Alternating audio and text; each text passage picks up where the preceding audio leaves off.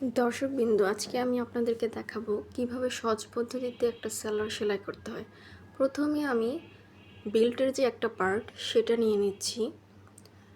সে পার্টটা নেওয়ার পর এক পায়ের অংশটা এখানে রেখে, যেটা হচ্ছে কুচি হবে, কুচিটা আলাদা করে না দিয়ে এটার সাথে প্রথমেই সেট করে একেবারে কুচিটা দিয়ে নিব। এভাবে 5 ইঞ্চির মতো সোজা সেলাই দিয়ে তারপর থেকে মাঝ বরাবর থেকে আমি কুচিটা দিয়ে নিচ্ছি।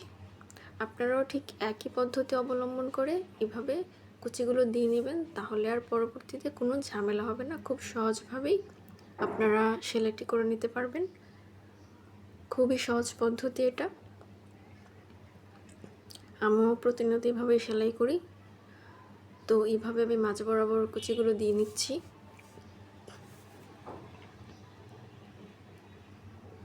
আস্তে আস্তে ঠিকঠাক করে অল্প অল্প করে কুচিগুলো দিয়ে নিব।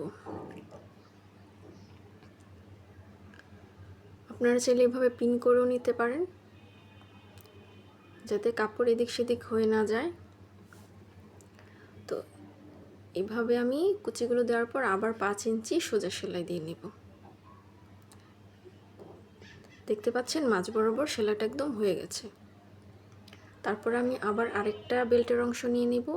ঠিক একই পদ্ধতিতে আমি দ্বিতীয় বেল্টের সাথেও আরেকটা পায়ের অংশ সেট করে নেব।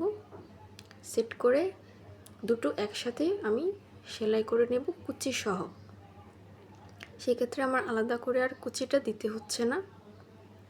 এভাবে আমি পরিমাণ মতো 4 থেকে 5 ইঞ্চির মতো গ্যাপ রেখে সোজা সেলাই করে ঠিক এইভাবে আমি ঠিক সেম পদ্ধতিতে এইভাবে সেলাইটা করে নিচ্ছি।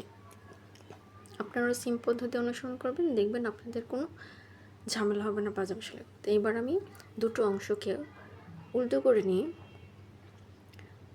এই অংশটুকু সেলাই করে নিচ্ছি। এখানে আমি কোনো জয়েন দিব না, কলিও দিব না, জাস্ট সোজাসুজিভাবে আমি এই রাউন্ড অংশটাকে সেলাই করে নিচ্ছি। ঠিক একই পদ্ধতিতে আমি অপর অংশটিকেও সেলাই করে নেব। তো আমার হয়ে গেল যে এইখানে সেলাই করেছি আর এইখানে সেলাই করেছি। তো এটাকে আমি ভাঁজটা ঠিকভাবে করে নেব। তো আমার হয়ে গেল সালোয়ারের সেলাই।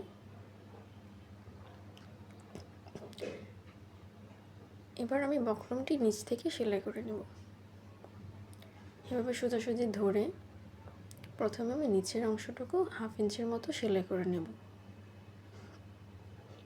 তারপর ভাঁজ করে নিচের 2 অংশটুকু আমি ভালো করে সেলাই করে নিচ্ছি।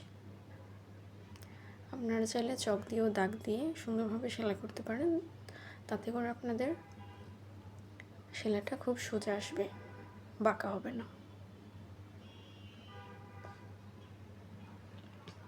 ঠিক এইভাবে আমি 4টা অথবা 5টা সেলাই দিয়ে নিব। আপনাদের পছন্দ মতো আপনারা পাতলা করে সেলাই দিতে পারেন, আবার মোটা করে দিতে পারেন। আমি 5টার মতো সেলাই দিয়ে নিচ্ছি, তাতে দেখতে সুন্দর হয়। অনেক বেশি ঘন হয়ে গেলে অনেক সময় দেখতে ভালো লাগে না। তো বাড়তি যে সুতাগুলো আছে সেগুলো আমি কেটে নেব। এইভাবে অপর অংশটিকে আমি বক্রম সেট করে 1/2 ইঞ্চির মতো ভেতরে দিয়ে আমি সেলাই করে নিচ্ছি।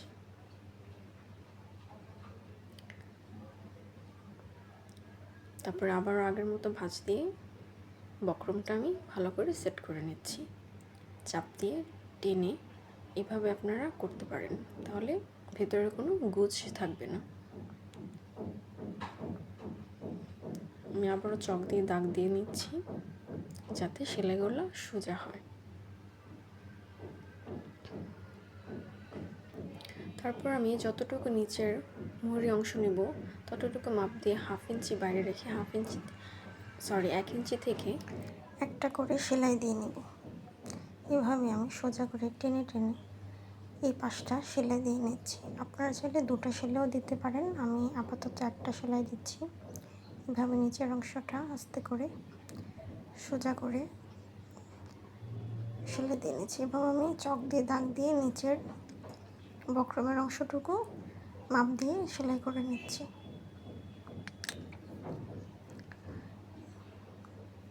আপনারা ঠিক একই পদ্ধতি অবলম্বন করে এভাবে সেলাইটি করে নেবেন। তো হয়ে গেল আমার সালোয়ার সেলাই। দেখুন একদম স্মুথ ফিনিশিং আসছে। এবার আমি রাবার ভাঙার অংশটা সুন্দরভাবে সেলাই করে নিচ্ছি। এক্ষেত্রে আমি একটু 1/2 ইঞ্চির মতো ভাঁজ করে নেব, যাতে সেলাই করতে আমার কোনো অসুবিধা না হয়। এভাবে 1/2 ইঞ্চির মতো আমি একটু ভেঙে নিচ্ছি। ভেঙে তারপরে 1 ইঞ্চিরও একটু বেশি আমি ভাঁজ করে এভাবে সেলাই করে নিচ্ছি। আমি রাবার সহ সেলাই করছি না, আমি আগে বেল্টের অংশটুকু রাবারের অংশটুকু আমি আগে ভাঁজ করে নিচ্ছি। তারপরে আমি সেফটি পিনের মাধ্যমে রাবারটা ভিতরে ঢুকিয়ে তারপর ওটা সেলাই করব। সেটা আমি হয়তো আরেকটা ভিডিওতে দেখাবো আপনাদেরকে। আপাতত আমি এভাবে সেলাই করে নিচ্ছি। এভাবে চেপে চেপে ভাঁজ করে করে আমি সেলাইটা করে নেব।